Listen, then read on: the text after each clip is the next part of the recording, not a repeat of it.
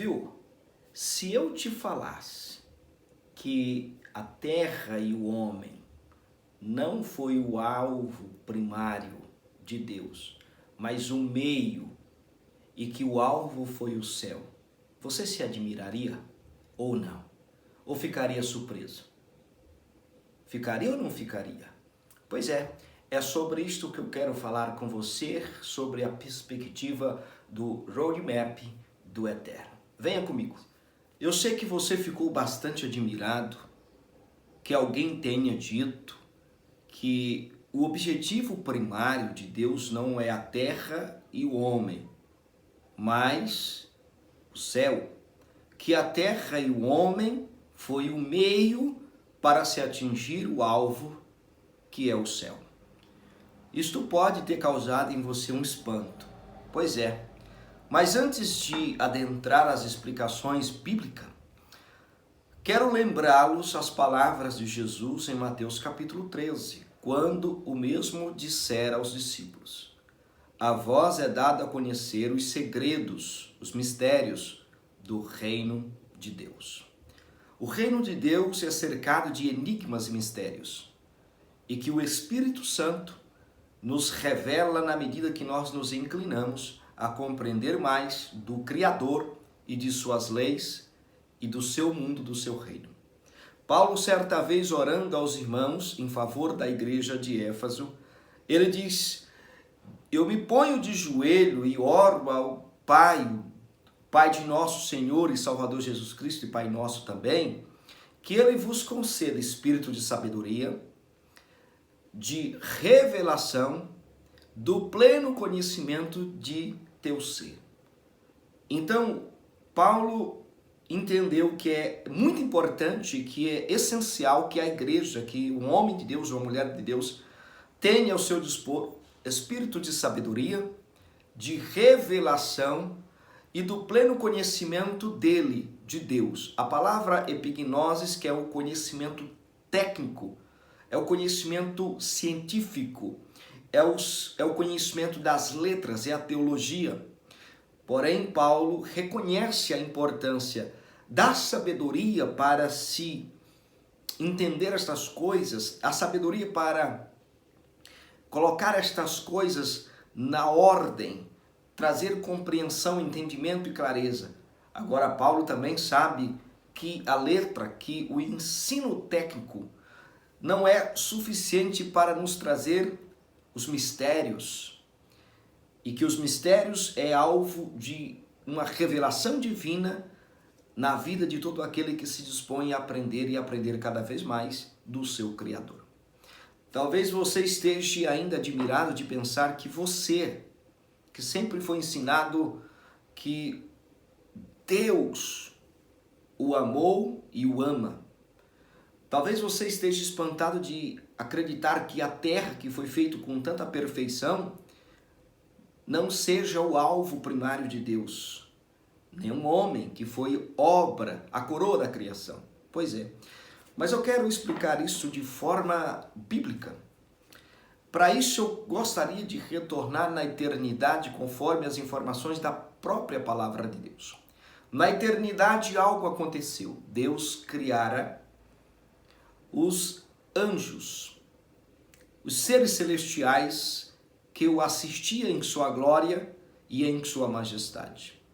Se você entende, e é isto que a teologia nos ensina, e é isso que está na Bíblia, que o episódio que acontecera lá na eternidade foi antes da criação do mundo, antes que Deus houvesse criado a terra e os planetas, antes que Deus houvesse criado os animais, o ser humano, se este episódio em que Satanás permitiu que a maldade entrasse no seu coração e desejasse tomar o lugar de Deus, este anjo de luz, Lúcifer, ele conseguiu persuadir uma terça parte dos anjos.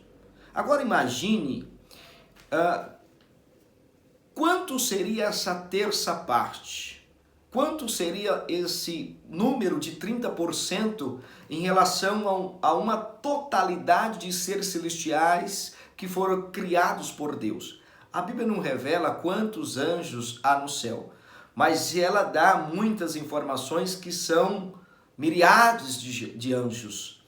É muitos anjos, é milhões de anjos. Mas uma terça parte desses anjos acreditou nas palavras de Lúcifer.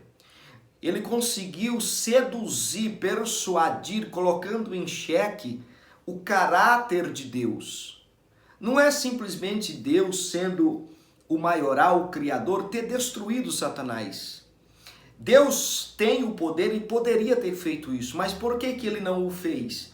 Porque Satanás colocou diante de toda a criação dele, dos anjos, os seres celestiais, Satanás conseguiu colocar em xeque a credibilidade, o caráter divino de Deus. Uma terça parte cedeu a essa sedução, mas os demais permaneceram no seu estado original, como diz a palavra de Deus. Agora imagine se Deus houvesse usado da sua autoridade, porque ele pode e poderia ter feito isso, para destruir instantaneamente Satanás e os seus seguidores. Para os anjos que ficaram no seu estado original, poderia haver um ponto de interrogação. Deus é de fato quem ele diz que é? Deus tem de fato em si mesmo, na sua essência, esta bondade, este brilho, esta grandeza que é digna de ser venerada, louvada e honrada? Mas Deus não fez. Porque o que está em xeque agora não é simplesmente o poder de quem pode e quem não pode. O Criador pode todas as coisas, mas o que está em xeque é o caráter de Deus, é a integridade moral, a integridade que é a essência, essa integridade é algo intrínseco que é do Criador, é só dele. Mas Lúcifer colocou em xeque esta credibilidade, este caráter, esta integridade, esta essência. Então, embora Satanás tenha sido lançado de sua presença, juntamente com os anjos que o seguiram, Deus suportou até o tempo que... Então, Deus suportou até o tempo que irá se finalizar. O tempo, a história está em andamento. Agora você precisa entender uma coisa, e eu quero atribuir um termo científico que é utilizado nas empresas, chamado roadmap, que Deus foi o primeiro a criar o seu roadmap da eternidade. O que significa o roadmap? O nome já diz, mapa, um mapa visual, roteiro, um mapa da estrada. Então Deus, ele criar o seu roadmap. O que é o roadmap? Você coloca um projeto no roadmap e tem começo, meio e fim. Você consegue de uma forma única visualizar todo o projeto e o que vai acontecer em cada uma das fases para então fazer os ajustes que forem necessários. Porém, o roadmap começa de trás para frente. Eu já consigo contemplar o que vai acontecer lá no final, como que é o projeto, como o projeto estará. E no roadmap o final já é uma realidade, porém as etapas, as fases desse projeto, deste roteiro, deste mapa, vai acontecendo paulatinamente. A teologia diz que há 7 dispensações, 7 fases distintas que aconteceram, cada uma no seu devido tempo, cada uma com os seus acontecimentos. Começamos com a dispensação da inocência com Adão, da consciência. Nós temos a dispensação do governo humano, a dispensação noética, a dispensação abraâmica, a dispensação mosaica, que é a lei, e a dispensação da graça que nós estamos vivendo. Nós estamos vivendo a dispensação da graça. É por este motivo que nós acreditamos ser a última geração antes do arrebatamento. É por isso que nós acreditamos que somos o povo, a dispensação do arrebatamento, por causa das dispensações que já aconteceram. Você lembra do texto que diz que o cordeiro foi morto antes ou seja, desde a criação do mundo, está lá em Apocalipse capítulo 13, versículo 7, diz assim: todos os habitantes da terra adorarão a besta, são eles os que não têm os nomes escritos no livro da vida do que pertence ao Cordeiro, que foi morto desde a criação do mundo. O roadmap é de trás para frente. Então, no roadmap do Criador de Deus, o Cordeiro já foi crucificado, já foi sepultado e já foi ressuscitado dentre os mortos em glória. O Espírito já foi enviado lá em Atos dos Apóstolos e a igreja avança, anunciando o evangelho do reino. Então, Deus, ele criara o seu roadmap. Em cada uma das fases acontece o que está proposto para aquela fase, para aquela dispensação. O que Deus, que é o Criador, que é aquele que gerencia, ele faz os ajustes conforme lhe apraz e conforme a necessidade do seu roadmap, do seu projeto, o projeto de eternidade. Então não se assuste de pensar que a terra e o homem era o alvo primário de Deus, o alvo principal de Deus. Não, a terra e o homem é o meio pelo qual Deus atinge de cheio o céu. Por quê? Foi no céu, lá na eternidade, antes da criação do mundo, antes que o homem fora criado, que a credibilidade, que a integridade, ou seja, que a essência do Criador foi colocada em xeque. Satanás conseguiu persuadir uma terça parte de todos os seus miríades de anjos que o Eterno, que o Criador criara, acreditou nas palavras de Satanás. Acreditou que Deus não é de fato quem ele diz que é. Acreditou que em Deus não há o caráter que é intrínseco do Criador. Não. Então Deus poderia destruir Satanás? Claro que poderia, não é uma questão de poder, mas é uma questão moral, uma questão de ética, de credibilidade, uma questão de confiança, porque confiança, você não dá, confiança se conquista. Então está em xeque a integridade de Deus, o caráter de Deus foi posto em xeque na eternidade foi posto em xeque diante dos seres celestiais que ele criara para louvor e glória de seu nome, serviço do seu reino, serviço daqueles que hão de herdar o reino, a vida eterna, o reino de Deus. Porém, foi lá na eternidade que Satanás colocou em xeque a credibilidade do Criador. Então Deus não poderia destruir Satanás. Porque imagine os anjos que ficaram no seu estado original, o que pensariam? Será se Deus é de fato quem ele diz que é? Será se ele é soberano? Será se há integridade nele? Será se ele é digno de honra? Será se ele é digno de ser venerado, de ser louvado, de ser glorificado? Será realmente que ele é digno de tudo isso?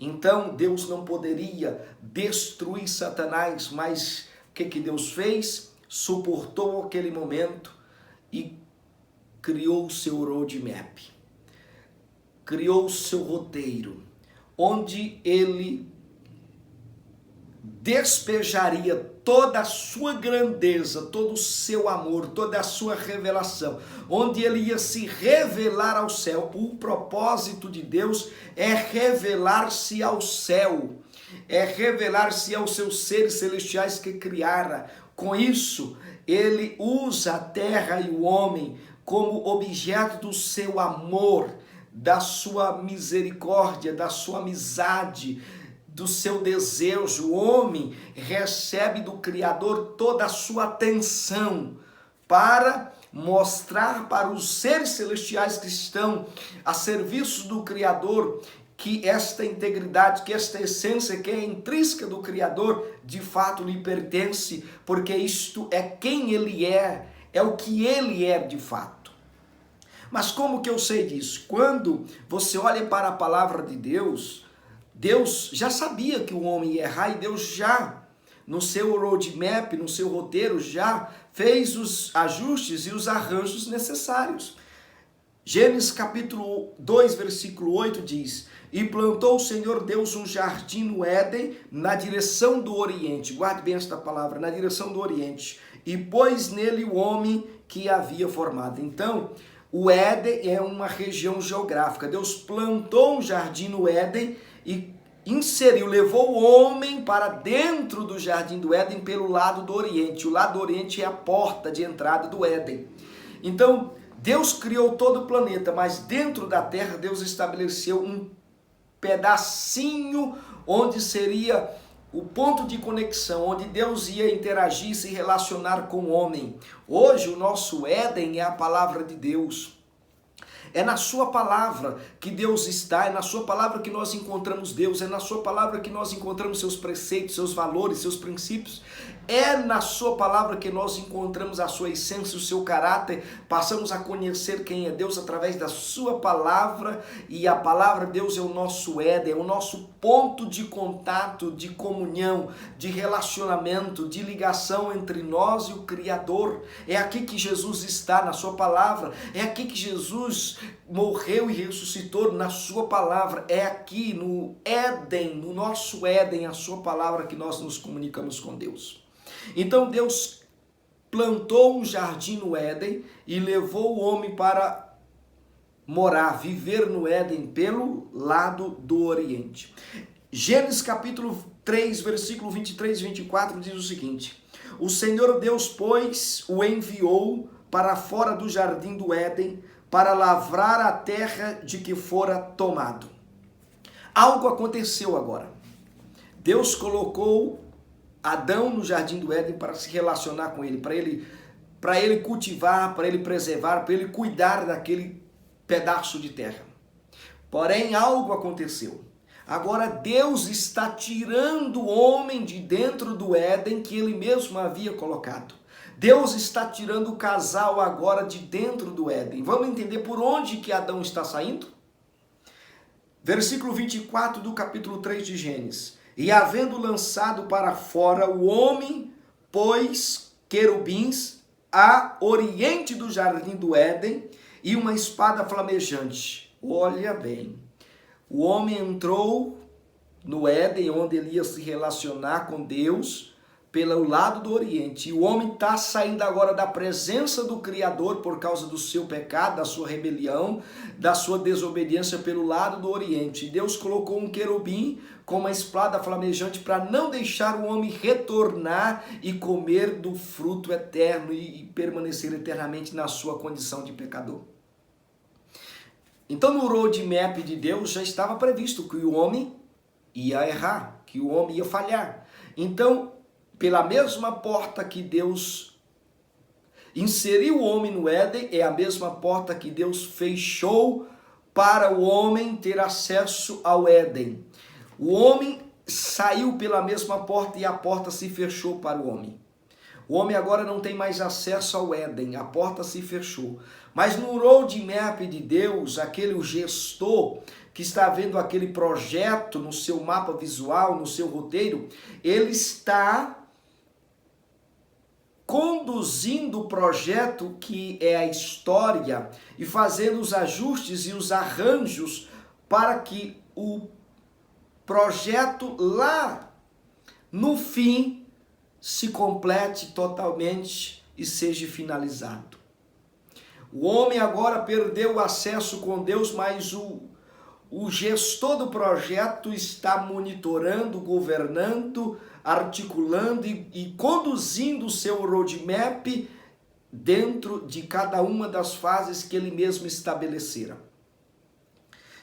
Quando nós olhamos para o livro do Êxodo, agora o homem perdeu o contato com Deus. O homem não pode mais ter acesso a Deus. Mas em Êxodo 25, no roadmap de Deus, no roteiro de Deus, algo começa agora a surgir diferente do que estava acontecendo com Adão. Êxodo capítulo 25, versículo 8 diz o seguinte: o Senhor disse a Moisés: e que me façam um santuário para que eu possa habitar entre eles, ou entre vós. Versículo 9, de acordo com tudo o que eu te mostrar. Então o tabernáculo não foi uma imaginação de Moisés, uma ideia de Moisés. Deus mostrou como deveria ser o tabernáculo.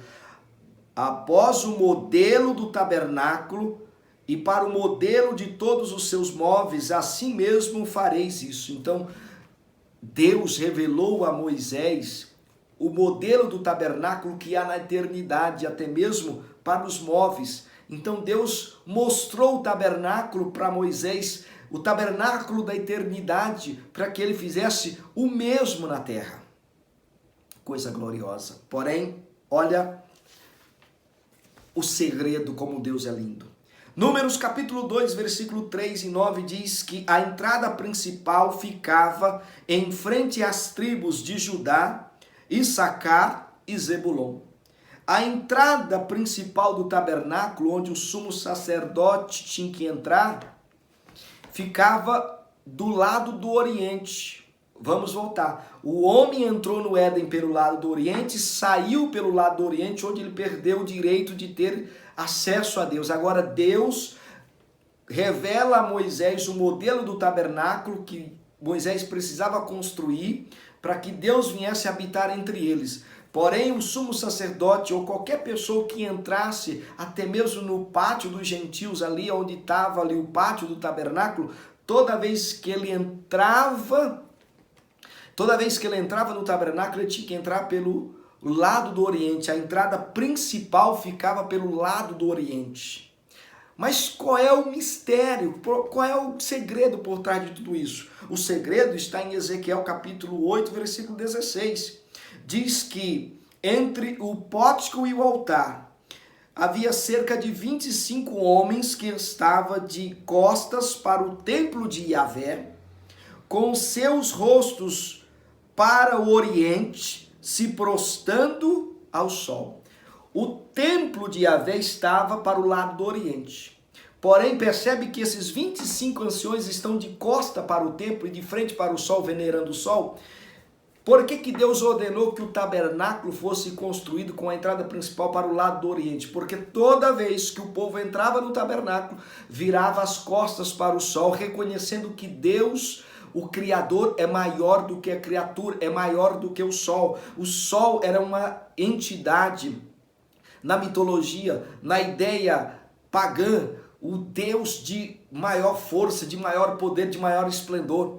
Tanto que o Egito venerava tanto esta ideia de o Deus Sol, que Deus mandou trevas durante 3 dias, uma intensa treva que você poderia sentir, diz o texto sagrado, que você sentia a densidade das trevas, era possível sentir, pegar, palpar, era possível de tamanha densidade, de tamanha trevas que veio sobre o Egito, para destruir de vez a ideia de que o sol é o soberano, que o Deus de Israel, o Criador, é maior do que o sol e que ele criara o sol. Então aqui os anciões, 25 anciões, estavam de costa para o templo, de frente para o sol, venerando o sol. Então Deus diz, construa o tabernáculo com a entrada principal para o lado do oriente. Porque toda vez que o sumo sacerdote, que o sacerdote, os levitas, o povo entrava no tabernáculo, eles viravam as costas para o sol, reconhecendo que Deus é grande e só Ele. Que Gadol Elohai, como é grande o Senhor nosso Deus. Agora em Êxodo 27, versículo 13, diz assim: a largura do pátio do lado oriental será de 50 côvados. Então a entrada principal ficava do lado do oriente, do lado oriental, conforme nós estamos explanando na palavra de Deus. Há uma tradição hebraica que é contada por Orígenes do século 3, que diz que Adão, o primeiro Adão, foi sepultado no lugar onde Cristo foi crucificado, o Gólgota, o caveira, aonde a humanidade se encerra com Adão, seria o fim da humanidade, o fim de todos que herdaram o pecado original. O Cristo, o Cordeiro de Deus, foi crucificado, restaurando, dando vida a toda a humanidade através do segundo Adão. Oh, glória! Porém, como entender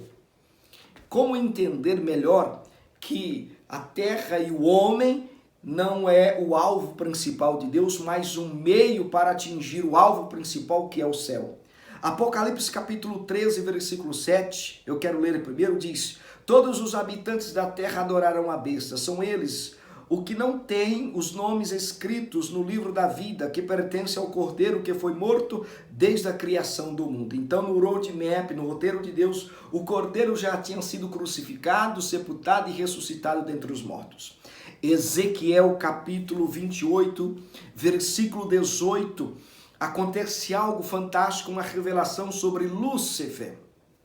O texto diz: tu contaminaste os teus santuários com a multidão das tuas iniquidades e com a iniquidade do teu tráfico. Satanás foi o primeiro traficante. Ele cometeu tráfico de influência no céu. Por isso que você que exerce influência sobre outras pessoas para o mal, você está pecando, está sob a influência de Satanás, o espírito de engano, o espírito de Lúcifer, espírito do diabo, espírito demoníaco. Porque Satanás foi o primeiro a praticar tráfico, mas tráfico de influência. Ele conseguiu persuadir uma terça parte dos anjos, ele envolveu, ele seduziu uma terça parte dos anjos celestiais, colocando em xeque a credibilidade, colocando em xeque o caráter do Criador. O caráter do Criador foi colocado em xeque na eternidade, não foi na terra. Antes que a terra houvesse sido criada, antes que o homem houvesse sido criado, o caráter do Criador foi colocado em xeque no seu reino, na eternidade, onde ele é soberano, onde ele é o rei dos reis. Porém, Satanás cometeu tráfico de influência. Aí o Senhor diz: portanto, farei sair um fogo do meio de ti, para te devorar e fazer-te reduzir as cinzas sobre a terra à vista de todos os que te viram. Lúcifer foi lançado da presença do Altíssimo junto com uma terça parte dos anjos que cederam a sua persuasão. Isso implica em dizer que como Deus criara o homem e deu ao homem o governo da terra, tudo que está na terra, quando nós olhamos para a palavra tráfico, é a palavra rahalá. Esta palavra fala de comércio, tráfico, fala de mercadoria.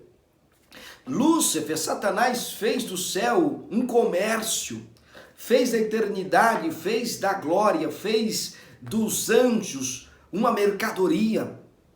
Então ele praticou iniquidade, ele entrou a maldade no seu coração e ele começou a praticar tráfico de influência. Mas ele era tão especialista, tão mestre, que ele conseguiu sim persuadir uma terça parte dos anjos. Ele gostava de ser vangloriado, ele se sentiu grande. Então ele se sentiu capaz, poderoso, capaz de suplantar a grandeza e o poder e a posição do Criador. Tomar o Criador, expulsar o Criador do seu reino e suplantar o reino do eterno Deus e exercer o seu domínio, a sua glória, a sua vaidade, a sua soberba, a sua ganância.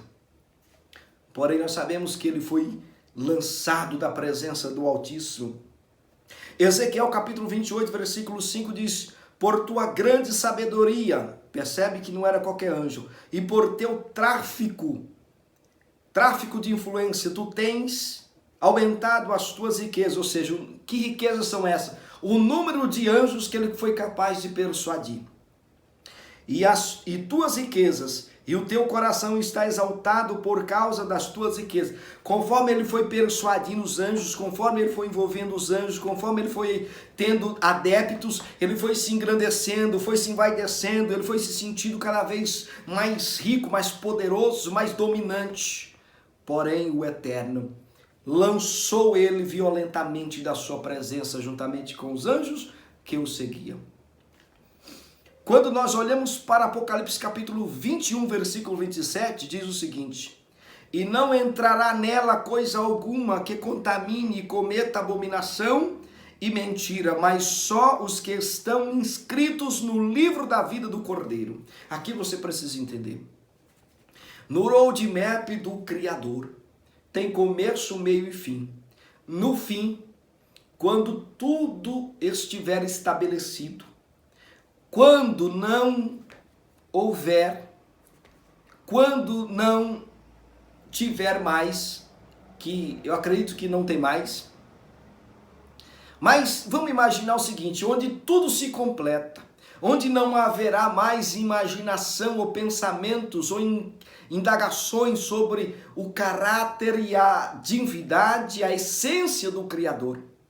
Quando o Criador estiver estabelecido todo o seu plano, todo o seu propósito, todo o seu objetivo, quando ele tiver alcançado tudo aquilo que ele mesmo estabelecera, aquilo que ele criou que deveria acontecer, a Bíblia diz, com a imagem da Nova Jerusalém, que não mais entrará contaminação, que não entrará mais a mentira na presença do Altíssimo. Por quê? Porque quando, no fim dos tempos, o Criador estabelecer todo o seu plano eterno, não haverá ninguém que ouse a pensar na deficiência do seu caráter. Sabe por quê?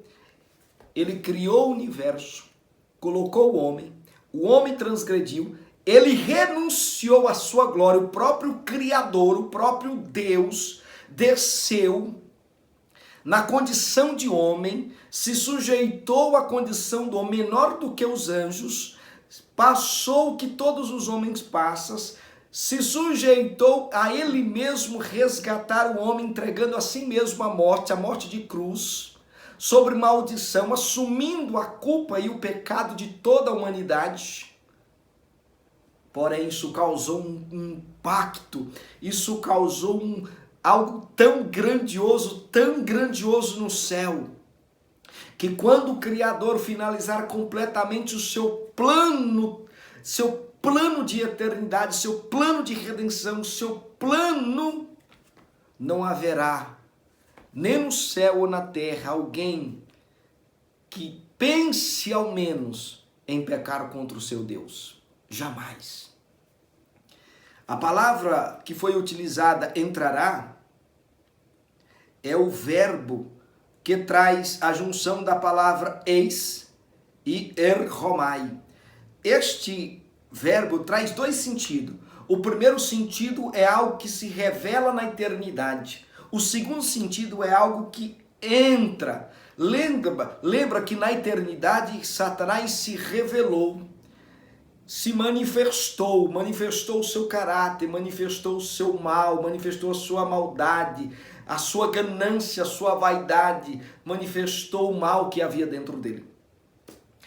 Porém, no Éden, ele entra agora no Éden, onde Deus plantara o jardim para se relacionar com o homem. Agora ele entra através da serpente. O termo que foi utilizado em Apocalipse 21, 27 diz: e não entrará nela coisa alguma, nem na eternidade, nem será manifestado e nem entrará como Lúcifer, como Satanás entrou no Éden, persuadindo a mulher e levando o casal a pecar.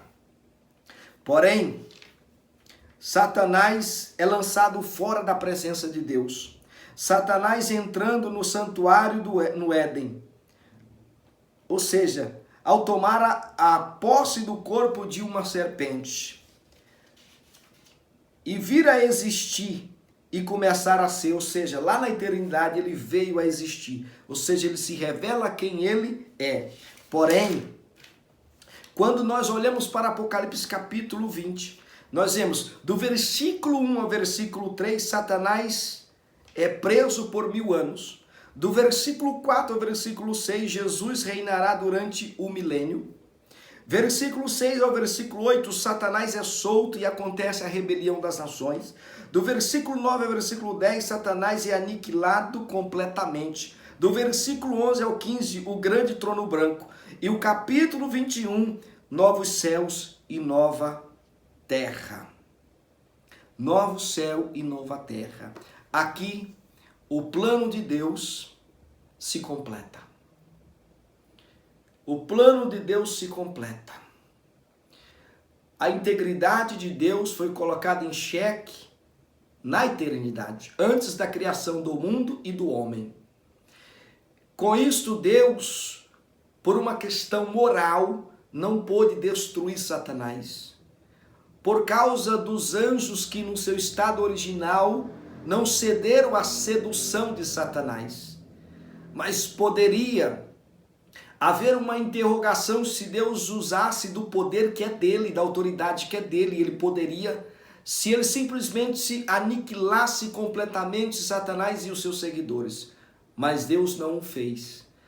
Ele criou uma história, ele estabeleceu um roteiro onde ele ia se revelar ao céu e à terra ao mesmo tempo. A terra e o homem é o objeto do seu amor, de toda a sua atenção e de toda a sua grandeza. Ao mesmo tempo que ele se revelava, o Deus Criador, a criatura, ao homem que ele criara e a criação, ele revelava, manifestava na eternidade o seu caráter imaculado, seu caráter divino, a sua essência divina, a sua glória, a sua honra, a sua majestade. Mas quando tudo se completar, nunca mais a maldade, nunca mais a mentira, nunca mais o engano entrará em sua presença, pois o céu e a terra jamais vão querer pecar contra o seu Deus, jamais. Então, o céu e o homem é o meio pelo qual Deus atinge o céu, mostrando e revelando a sua grandeza e o seu caráter divino. Mas o homem e a terra é o alvo do seu amor eterno, de toda a sua grandeza e de toda a sua atenção. Então Deus estabeleceu o seu roadmap. É até uma tolice pensar que a história está à deriva e que Deus não tem cuidado dela. Deus é o gestor. Este roteiro já foi estabelecido e nós sabemos exatamente tudo o que vai acontecer. É só você ler a Bíblia, você já sabe de tudo o que vai acontecer na história. Você já sabe da batalha do Armagedon, do arrebatamento da igreja, o tribunal de Cristo, o grande trono branco, o novo céu, nova terra. Você já sabe de tudo isso. Você já sabe que Satanás será lançado no lago do fogo junto com seus anjos, onde ficará eternamente. Você já sabe de tudo isso porque Deus, na medida do tempo, na medida das estações, na medida que os fatos foram acontecendo, ele foi abrindo o leque cada vez mais, trazendo a revelação por meio do Espírito Santo ao seu povo. Então o roadmap de Deus foi estabelecido e nós estamos vivendo cada fase que Deus estabelecera para nós. Esta foi a reflexão que o Pai Eterno nos deu. Fique com Deus e que Yeshua nos abençoe. Amém. Meu Deus.